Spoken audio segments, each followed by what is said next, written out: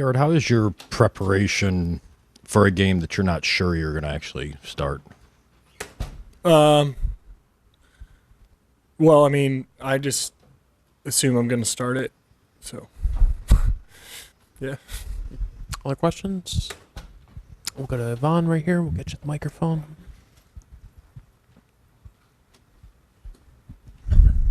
Hi, Garrett. What could you tell to the fans that are, of course, a little heartbroken right now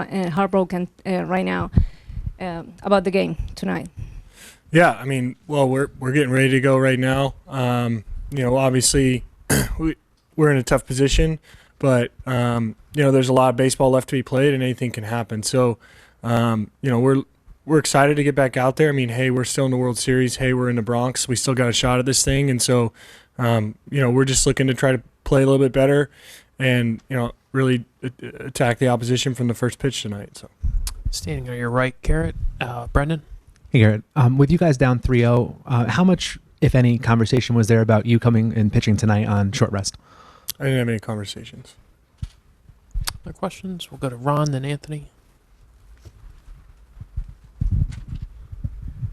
When the guys are talking about each other, what are some of the more uplifting things you've tried to tell each other that someone said that stand out? I mean, I think we try to, just remind ourselves that anything can happen. I mean, we've been telling ourselves a lot, really rather if we're up or down, there's a lot of baseball left, just to try to keep us, in the zone, in the moment, focus, regardless of, what the results are dictating. So there's a lot of that. And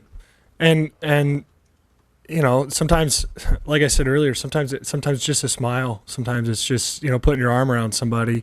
But we gotta get after the ball. So, we're also pumping ourselves up, getting ready to go. Talking like ball players, like we always do. Getting ourselves ready for the first pitch. I mean, we're all creatures of routine for 7.5 months, and there's a similarity to every day. Do the circumstances now make it harder, or does the comfort with routine just push you through it? Yeah, it's an interesting thought. I think once you start your process of the day, you settle back into that routine for sure.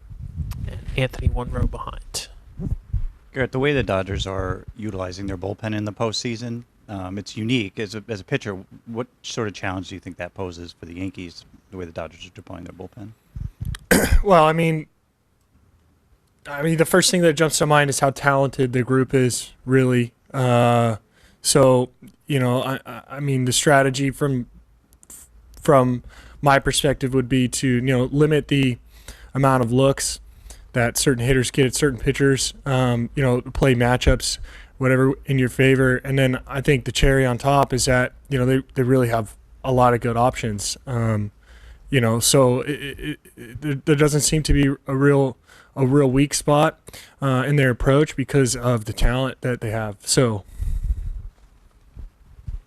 First row on your left, Garrett. Right here. Do you think that the Grand Slam on first game one hit you guys so hard that you haven't been able to come back up from it? Not necessarily. We probably would have liked to have created more opportunities to score, since then along the way. But we were base hit away from tying the game and getting back into the game, in game two.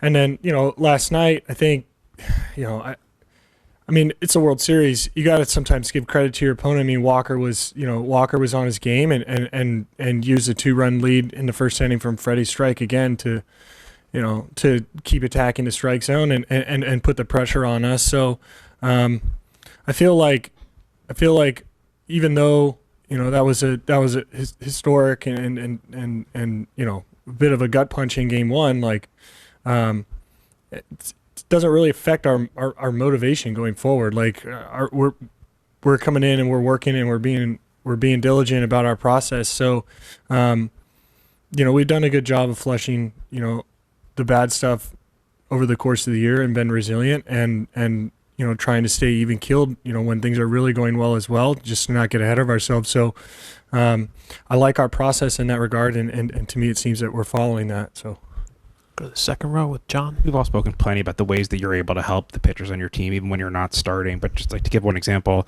Aaron Judge said that, when you guys first met each other, you kind of helped him with the scouting report that was on him and talked to him in those ways. In a situation like this, when the offense is struggling, are there things that you can say and notice about the way they're being attacking, or do you feel more of a need to stay in your lane, really? yeah, I think it's delicate. I think it's delicate. I mean, even though I like to tout my prowess in hitting in the major leagues, it's not on par with any of the guys that we have. So, I'm not an expert on how to hit the ball. Usually, I tend to be better at how to not hit the ball. So, there are parts of my conversations throughout the year with everybody that the objective is really just not to change that, right? So, in no way am I going out of my way to like add to any of the extra voices. I mean, we have a lot of really qualified people who know exactly what they're doing, and sometimes I think in that regard, saying less, instills maybe just a bit more trust in the individual too. I mean, it's not like we're apart and we're not speaking in terms of the team in general, but I mean, it is a fine line, like you alluded to. So it's probably about sticking to what you normally do, and maybe sometimes less is more. Got Dave in the next row. Gerrit, no team ever obviously coming into this thinks they could ever be down 0-3. I was just wondering, does it take something mentally to kind of put aside the I can't believe we're in this spot and switch gears to we just got to think about today and focus on the ahead part of it? Yeah, I think regardless of the situation, you don't want to be looking ahead, right? So, you're in game one. Certainly, you have dreams about winning the World Series. Certainly, the other outcome, losing the World Series. But the challenge is to just focus on game one and try to win that game, and starting with the first pitch. So, while it's human nature to, again, probably still ponder, what the outcome of the series will be. The outcome of the series, is irrelevant past, the first pitch, really and truly. So there's probably a bit of a mental battle, but like Ron alluded to earlier, I think the creatures of habit, characteristic of players and the routine that we have to get into every single day, I think that helps you just slide back into the mentality that, okay, sure, we have to win 4. Well, guess what? We had to win 4 going into game 1. So, in that respect, like, things haven't changed that much. So it's one game at a time, one pitch at a time. Do 2 last ones. Mark, third row on your far right. Okay. Boone had said that with everything that you went through this spring, that he didn't view you as an option to come back on short rest. I guess, has that experience made, since you've come back, you guys be any more careful, and just physically, how do you feel right now? Yeah, I feel great right now, and I'm available whenever the team wants me to pitch. So there's nothing preventing me from pitching if the team wants me to pitch. We'll finish up 5 rows back on your left with Jay.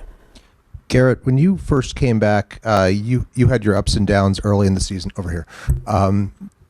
And now you're throwing the ball a lot better. You had a great start in game 1. What is it for you that you feel like you're doing better than you did at the beginning of your season returning from injury? And where are you physically and mentally relative to then? Yeah, well, I think I'm in better shape now. There are some games, coming back, as much as you can prepare to put yourself, in a position to pitch into major leagues. Once you come back from injury, I mean, it just keeps stacking up, right? I mean, it's every 4 days, every 5 days, and so there's a couple of situations where whether it's fatigue or not being very, very sharp, that the floor kind of gets I just got blown up a couple times, and the more stamina, the more familiarity you build, with how the league is acting at that point, I think gives you a better opportunity to to raise the floor and be more consistent. There were still moments of brilliance, really early, but being able to sustain that, or sustain like a high level of quality. Sometimes we had a couple bad games, and to be honest, that can happen, when you're fully healthy. Like, no one is immune from that, no